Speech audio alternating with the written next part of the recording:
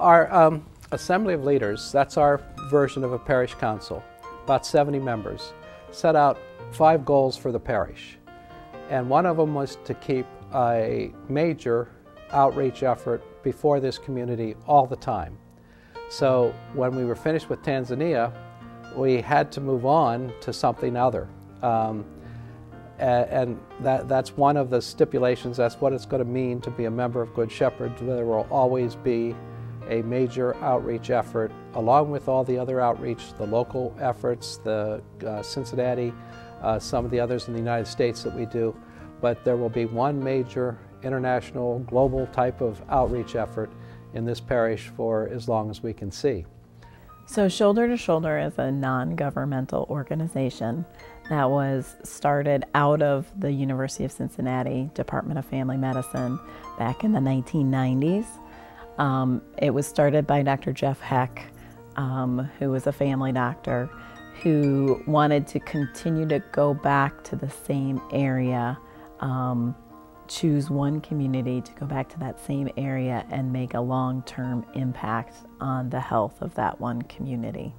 So we put it out to all the members. We needed a project. We had 9 different projects came up. Each one of them would have been worthy. The people who screened the project is a committee called Psalm 23. That's the Lord is my shepherd psalm. And they determined, they went through the 9, picked 3 worthy ones, and we let the whole community vote.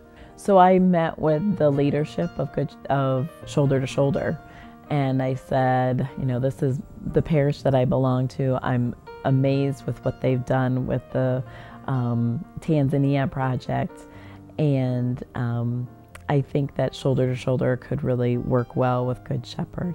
So that's when we decided to present the idea for a bilingual school, which, like I said, has been just a dream for Shoulder to Shoulder, but until now we haven't been able to find the funding for that project. Dr. Christy O'Day of Shoulder to Shoulder brought the project as one of the 9 to our attention, and it made that screening by Psalm 23.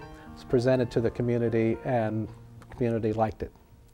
So Shoulder to Shoulder has been working in southern Inti-Bucá for about 20 years now, almost 20 years. They started out in the small community of Santa Lucia, which is where I lived for 2 years.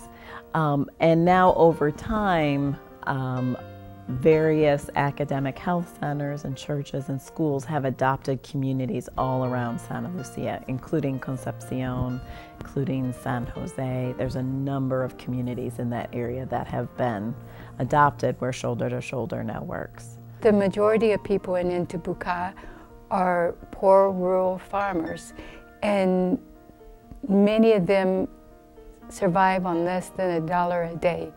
And so it's very, very difficult for them to give opportunities to their families. And also, they don't know that much about the world and what there is to offer. The goal is to raise $450,000 over the next 3 years. $250,000 of that is for the bilingual school, and $200,000 is for the diocese, the local diocese in Honduras. Our missionary efforts as Catholics, not only to raise the poor out of poverty, but also to spread the faith. So in this case, we decided we're going to pair these 2 efforts on our part. The Shoulder to Shoulder doesn't necessarily work with the church. The church is quite aware of them and approves them greatly. Cardinal Rodriguez was here this week and told us very much that he appreciated their efforts. But in this case, we decided we were going to combine the efforts ourselves.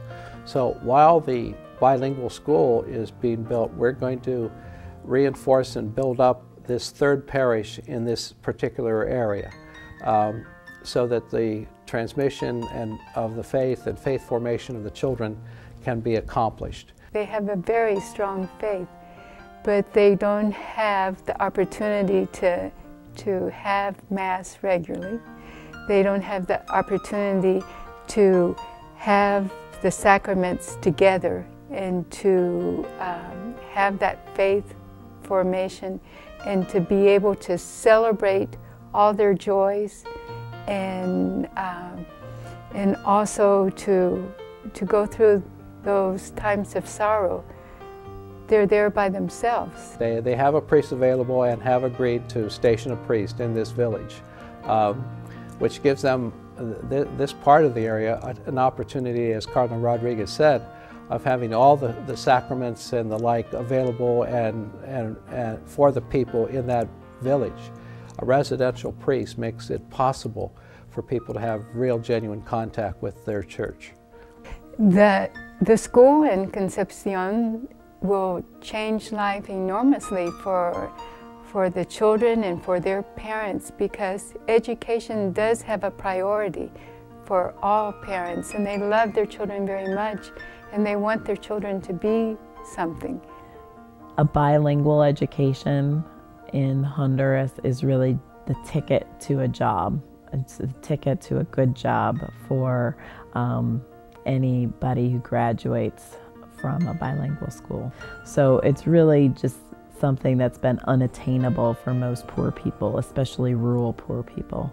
So making this type of education available for people who are poor and living in this area is just something really new, and would be just a great advantage for them. Like any society in the world today, there's a number of different religious groups in this area. And if you identify too closely with one or the other, you're going to automatically build a wall with the others.